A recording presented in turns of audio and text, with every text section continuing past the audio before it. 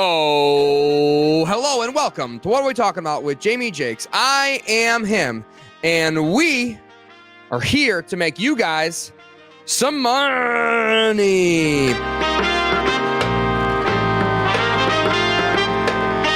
That's right, we are going to play Idiot versus the Insider. I think y'all can tell which side I am on. I am sitting here with NFL Insider James. How are you doing, buddy? I'm doing fantastic. I cannot wait for this time of year where everybody's hopes are high. We're all so excited to see what has come. And then slowly and eventually everybody's dream just comes crushing down until the Chiefs win another Super Bowl. Yep, every player drafted on Thursday, everyone will immediately assume is going to be a perennial Pro Bowler, a perennial All-Pro on their team. And about 85% of those teams are disappointed every single year. And 10% are like, eh. And the rest of the 5% are like, we got it. You nailed it. Exactly as we expected. Yeah, James, you have 14 bets prepared for us for the NFL draft, which is coming up around the corner here on Thursday. Did we get confirmation that you will be in the Jamie Jakery studios, as Thomas Gunter puts it? There's a high possibility of that occurring. We will see. We'll see how the day plays out. It's one thing could get in the way of it, and if it gets in the way of it, I'll be sad. But sometimes that's how life goes. Breaking news. Okay, well, I hope you can make it. But let's get right into it, man. So you're gonna set up the bet, and I am going to either agree with it or disagree with it, and then we will see at the end of the day who is right more. Okay. All right. So first off, we'll keep it score. We're going to start off with our first negative money line, which is not very often for me. Okay. First defensive player to be drafted, Dallas Turner at -125. Love it. Easy peasy. I was turned on to Dallas Turner very early in the combine process. I'll be honest, I haven't been ultra closely paying attention to defensive players because I am all the way in on dynasty fantasy football right now. And that's really what makes us the big bucks, you know? So that's what I've been focusing on. However, Dallas Turner, in my entirely uneducated opinion on him, because again, I haven't done my due diligence on the defensive class, reminds me a lot of Myles Garrett. And I'm just going to say that out loud into a camera. Wow. I was going to say Will Anderson because him and Will Anderson are basically the exact same molded player at Alabama. Dude, Dallas Turner has got way more bend. He's got way more speed, in my opinion, coming out of there from Alabama. Now, you are a little bit of an insider in that neck of the woods, so I will let that cloud your judgment and say you're a little bit undervaluing him. But even still, great bet. I'm with you. We're both in on Dallas Turner at a negative money. That seems like an easy peasy lemon squeezy bet to make. Yeah, the beauty of NFL GMs are they all are very stupid though. So that's why I usually like to get plus money on these bets. But the next thing I have is the first non-quarterback to be drafted in terms of being an offensive player. So first offensive player, not quarterback. So not counting Dallas Turner here. Go on. Malik Nabers at +350.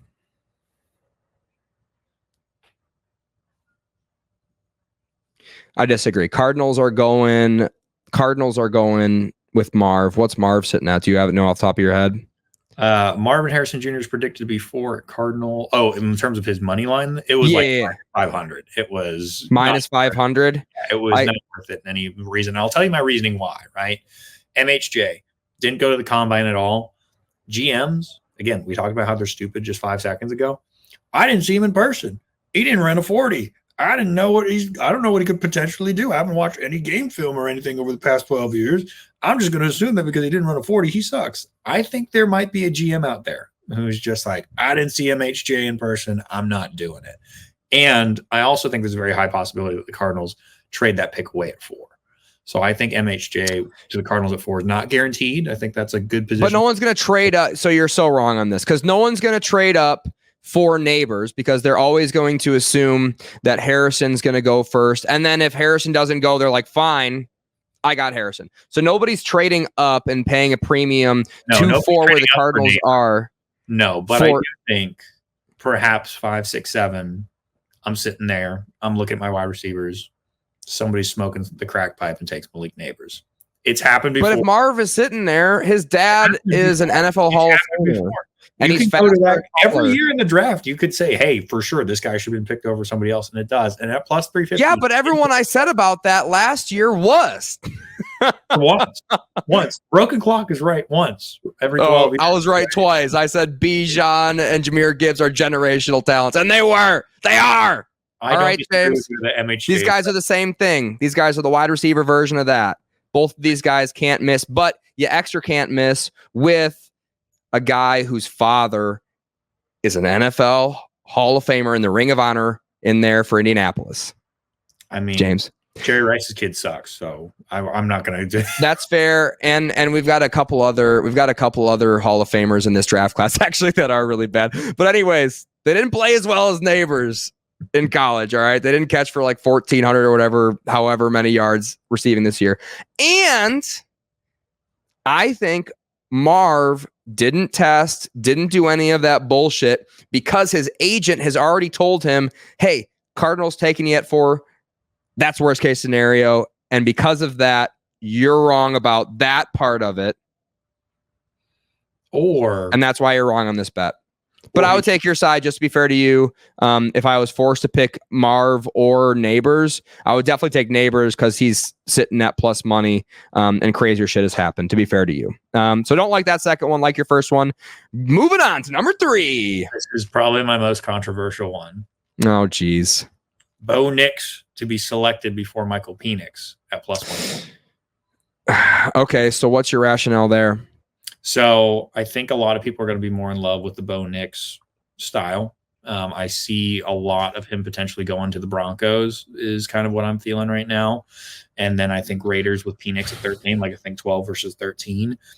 I just see the way that people talk about archetypes with quarterbacks. I don't see Michael Penix being the guy that a GM is like, I want. And to be quite honest with you, I personally have Michael Penix as one of the top 3 quarterbacks in this draft.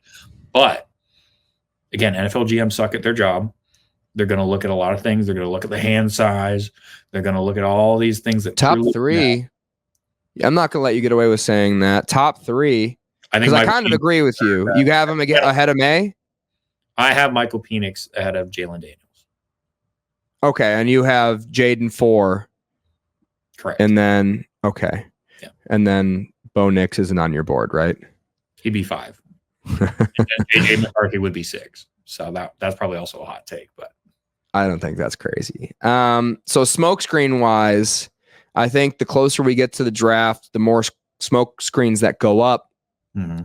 And what I've been seeing circulate, which is why this is an interesting bet, James, is what I'm seeing circulate is negative stories about Bo Nix, just like trumped up weird stories. Like I think it was like there are character concerns about Bo Nix because he did an autograph signing and he left. He signed all of his stuff before anybody else. Like he didn't hang out after. And I was like, wow, all right. Did he do that at an appearance that he did his job at? That's crazy. Yeah, I mean, didn't seem like he like left anybody hanging or was a dick. He just kind of, I guess, signed his name faster than everybody else who was there. I don't know time period, and then I left when that scheduled time period was over. That's a red flag. You should stay after every appointment that you have, no matter what. So because of that, that makes me think that GMs are floating this negative stuff about Bo Nix because they actually like him. Mm-hmm. So I actually kind of like this bet. What are the odds you got on it, Mr. James? Plus 120. It's gone up to plus 140, actually. So you can get it at a better number right now. So the bet just is Penix versus Nix. Who goes first? Correct. Penix Nix situation. You pick 116 over 117 as long as Nix is the first. I am going to disagree with you. I think what Penix did is rather impressive.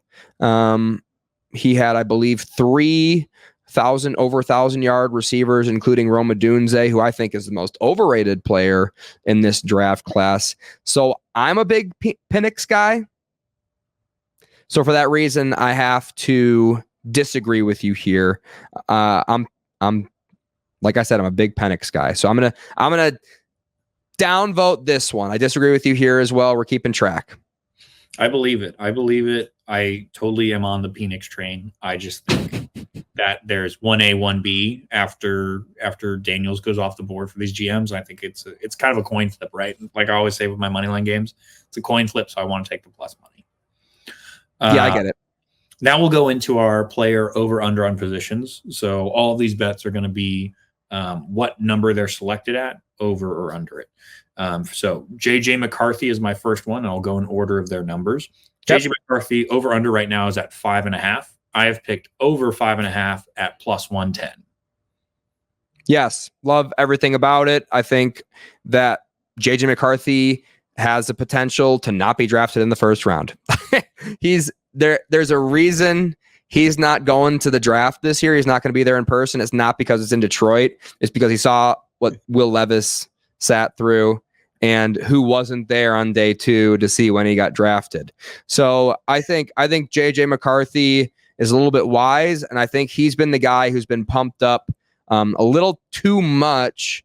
And he's really the perfect candidate for it because, right, he had not a lot of production in college, but he was efficient in college, right? He wasn't asked to do a lot in college. That's why everyone is selling the offensive passing assets in LA in Dynasty right now because they're just going to run that damn ball. It's going to be Baltimore West over there in LA.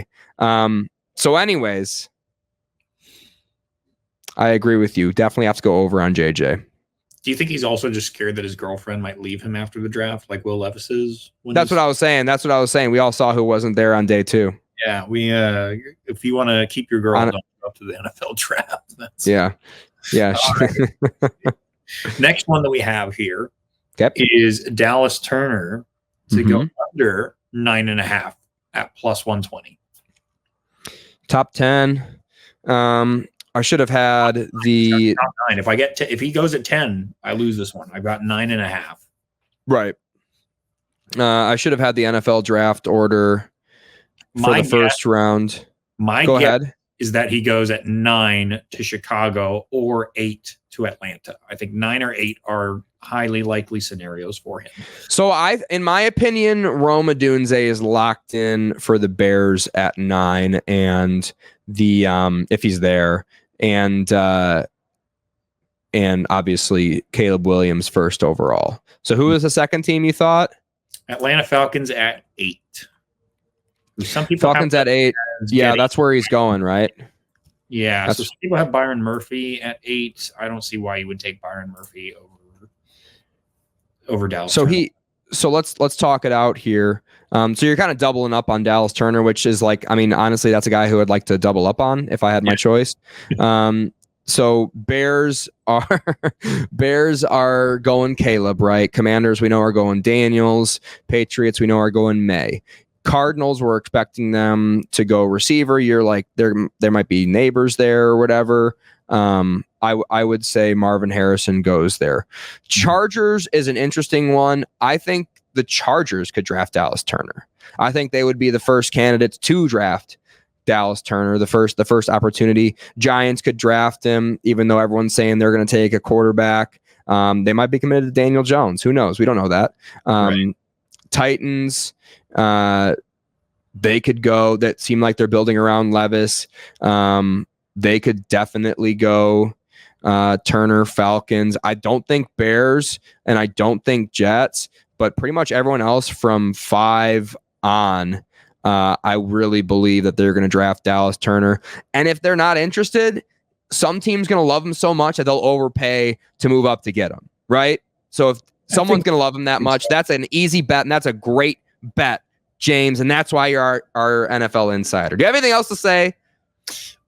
Best defensive player in this draft is one of the best guys you possible. It's a very weak defensive game draft. Changer. So if you need a defensive guy, like very much worth trading up to get him. Game changer, day one guy. All right, next guy up on our board is Brock Bowers, who only has one more pick higher, under 10.5, plus 100. So you're calling out Brock Bowers in the top 10. Now, historically, taking tight ends in the top 10 that high in the draft doesn't work out. It's never really ever worked out the way it should. And even if it did work out, there's caveats to it, and there's guys they should have taken instead. So there is a good amount of history there, but now we got to put ourselves into their shoes. We got any hot shots that are looking to make a move at Bowers? I know the reason it's at 10 is the Jets, right, James? Well, so here's my thinking on this, right? Okay. We got Jets at 10. I think that's very likely, but I also like the I Falcons don't. here. And I but like go ahead. because who's their new quarterback? The guy who wears grills, Kirk O'Chains. Who does he like to throw to very often? Let me think. So I guess he threw a lot to Hawk. I guess they traded for a tight end for him, but they already have a tight end over there. I think it was the guy I was alluding to earlier. He's a top 10 guy, right? Brock, in my opinion, is not a complete traditional tight end, right? I think he's more of a weapon where that's the problem. You could see him go out in the slot. You could see him in the slot or the tight end position. Hell, you could even see him like a Greg Kittle when he comes in at fullback. I think he's just the perfect weapon to be a mismatch nightmare to where Kirk Cousins reads that defense, says, hey, you're running this route because that's going to be open for you, and just dumps it down to him. I think he's a very good fit with Kirk Cousins. And I think the Falcons, draft pick, I would want Brock Bowers if I was Kirk Cousins. What offense are we expecting them to run? Who's the offensive coordinator over there at Atlanta? Do you know off the top of your head? Good. Zach Robinson. So what offense does he run? Oh man, he was with the Rams, so you're probably going to see. One tight end looks. That's what I'm saying. They're spreading shit out. Yeah. He was offensive coordinator for the Rams, or whatever, assistant quarterbacks coach. Kyle Pitts used it all. I don't know if Kyle Pitts even has a job in Atlanta after this year. Yeah. Okay. So they have Drake London over there. Who are the Falcons? Nobody good. Nobody good. Who do the Falcons have at receiver other than Drake London? They have Josh Allen. Don't even know who this guy is. Bijan too, man. Like I think they want to build around Bijan. I guess your argument would be that they'll have two tight end sets to support Bijan, but I disagree. So I don't like Bowers. So to go back on the Jets really quick, I don't like him to the Jets just because I really believe they're going to go offensive tackle or just offensive line. They need depth. They just need it.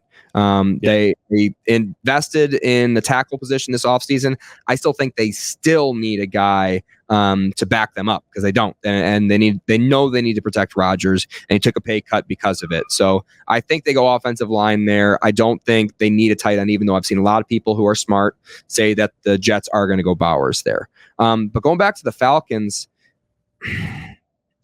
So who do they have at the receiver position? Drake London, Darnell Mooney, just Ray McLeod, Rondale Moore. Oh yeah, that's why I don't know who they have there.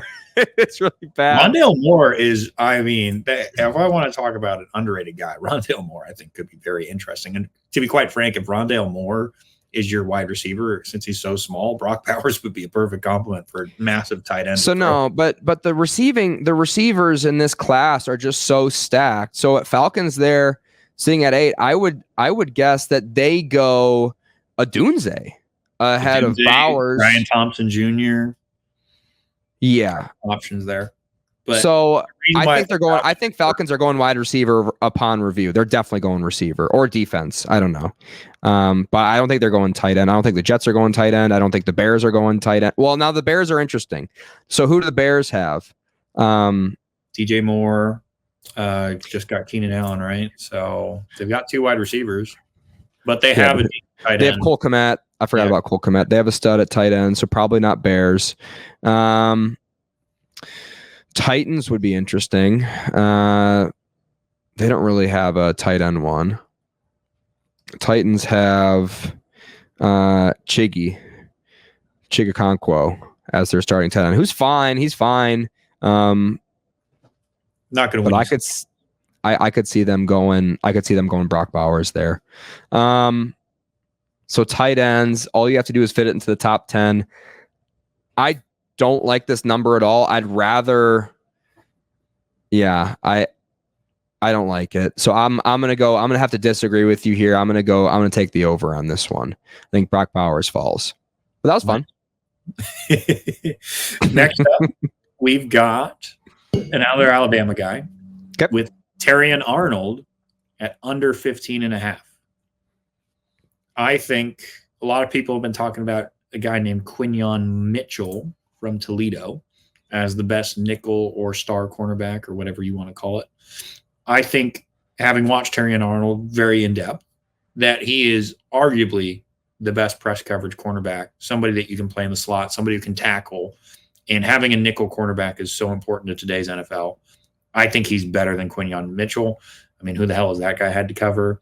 I'm sorry, you don't have any tape on you absolutely shutting down Ladd McConkey over and over and over again in the slot. Terrion Arnold's fantastic. And I think he's the best cornerback available because he can play that nickel position. And that under 15 son of a bitch is at minus I'm 1. in. All right, there we go. Finally. Yep, I'm with you on that one. He's going to be dominant, and don't let anybody tell you that Quinyon Mitchell is better. Run some tape on him. The wide receivers he's playing against aren't even going to make it to the UFL, so don't even worry about it. We've got next up Brian Thompson Jr. at under 19.5 at plus 110. I way disagree with you, and this is just I'm just a big fan of some other receivers in this class, one of whom you may have just disparaged, Ladd McConkey, and I believe that NFL GMs are going to see the light, and they're not going to take wide receiver 2 from his college, because what if Jaden Daniels is just incredible? Let's just put that out there. What if he was just Tua Tagovailoa-ing these guys through success, Jaden Daniels style? Maybe that happened. A lot of people really like him. Dan Orlovsky loves him. So maybe Jaden Daniels is just the next big thing. I'm a big Neighbors guy too. I do respect that he's a generational talent, but I think that helped Brian more than anything in college. And I think guys like Troy Franklin, like Ladd McConkey, like Xavier Worthy should probably be drafted ahead of Brian Thomas Jr. And for that reason, I'm going to believe in the NFL GMs here and say over on 19.5 or whatever.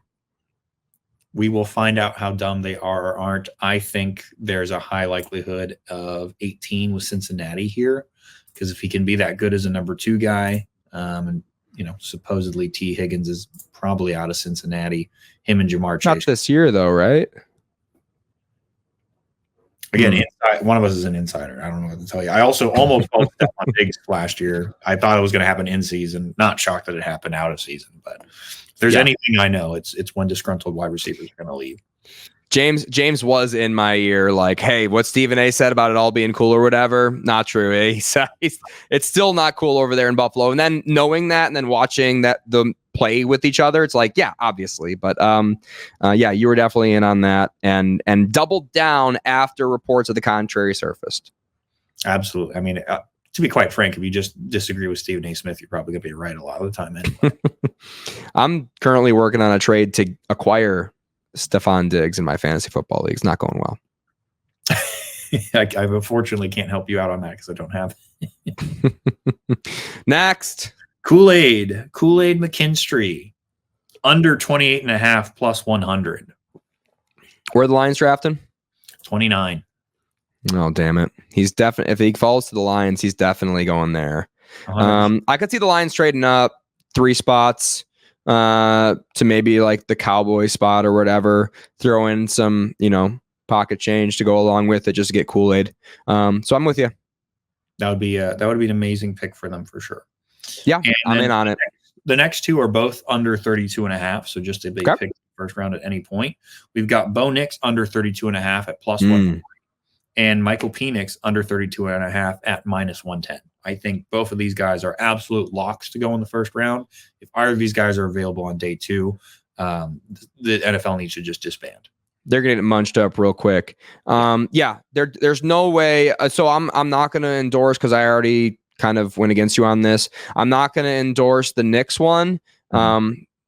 but I'm a big Penix guy, and because of that, I have to recommend Penix in the first round. Seems like free money to me. Yeah, Gamble minus responsibly. 110 is fantastic. I can't believe it's at minus 110, to be honest. It's weird. It's pretty crazy. All right, we've got our last 3 bets, and all 3 bets are involving the conferences. Okay. The schools that exist. So first up, I have over 9.5 players from the SEC being selected in the first round. This one is at minus 300, but I'm recommending this because I think there's going to be 11 SEC guys in the first round. Yeah. You can find it at over 10.5 at a better number. I would 100% bet it. And I would bet over 10.5 up to minus 150. Yeah. Yeah. Yeah, there's going to be a lot, right? Because there's going to be, what do you think? At least 3 or 4 from Alabama on the defensive side drafted in the first round. 3 Bama guys. You got Jaden. You've got 2 wide receivers from LSU. You also have Georgia with the tight end, of course, and Brock Bowers. You're going to have another Alabama guy and J.C. Latham at offensive tackle. What else do we have in here? Ladd McConkey. Thank you. Marius Mims, Georgia offensive tackle. You also have we're not even talking about offensive line yet. Yeah, exactly. Missouri, Darius Robinson, and then we also have. There's one more in here that I liked. Oh yeah, Ennis Rakestraw from Missouri, who is also a cornerback, is potentially one of the later picks as well. There's just that's a name. Talent. It's a bevy of talent. I just found out about, and I think there's at least 10 guys guaranteed to go. I don't know how 11 guys don't go from the SEC. The other schools do not have a lot of talent. Yep. I mean, that's the worst odds you've ever recommended on a bet. And I mean, it's pretty obvious why. Totally with you there. 100%. Got to pound that bet. Next up, we have the Big Ten. The Big Ten, I have under 5.5 players. So under 5.5. Yeah, I don't think Roman's going to go from Michigan in the first round. We already talked about like JJ McCarthy might not even go in the first round. I'm trying to think of like the offensive weapons coming out of the Big Ten, and there's one. That's Marvin Harrison Jr. And that's it, right? So maybe JJ McCarthy and Marv are like not even locks. I mean, Marv is going, Marv's going. Fashanu's going, the offensive tackle from Penn State. After that, I don't have anybody that I'm like, these guys are guaranteed to go in the first round. So, did you mention the homeboy, the honky from Iowa? Yeah, that's Cooper DeJean. He's pretty good, but again, I have Kool-Aid ranked higher than him. I think DeJean's going first round. Yeah, and I've heard a lot of hype on him, and I believe it. State, who is sort of the other guy, Jerzon Newton from Illinois. Both of those guys are near the end of the draft. I think at best they get. So 5. It's 5.5. 5.5. I think there's 5 total that come out of the Big Ten. Take under, yeah. So what's the odds on that? Plus 125. Hammer it. Yeah, it seems more than likely. We got one more to go. Last one, Big 12. Their line's 3.5, and I'm taking the under. Plus 115. Okay, 3.5. Taking the under. Big 12. So who would we be looking at in the Big 12? What we have when we talk about the Big 12, not a lot of people until we get outside of the top 10 first off. Yeah. So, there's not really a lot of locks. From Texas is going to be the first guy off the board from the Big 12. So that's one right there. After that, you got to scroll down for quite a while. Who'd you say Worthy? Byron Murphy, the defensive tackle from the University. Oh.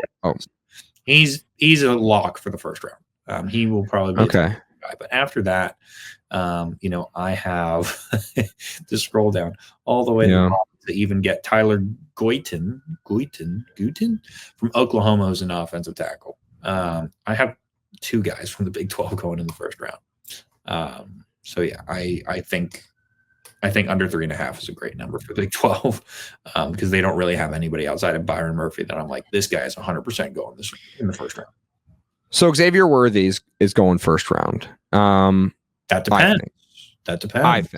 I think he makes the Chiefs, but I also think a more likely scenario this year is, if Penix and Bo Nix, keep falling, I think you might just see what happened with Lamar Jackson during his year, and somebody just trades for 32, and then the Chiefs are picking 2 or 3 in day 2, and they can still get a wide receiver in Ladd McConkey or Xavier Worthy. I know you think Ladd McConkey's going first, but the rumors are Ladd might be in Kansas City this year. Yeah, with the first round pick.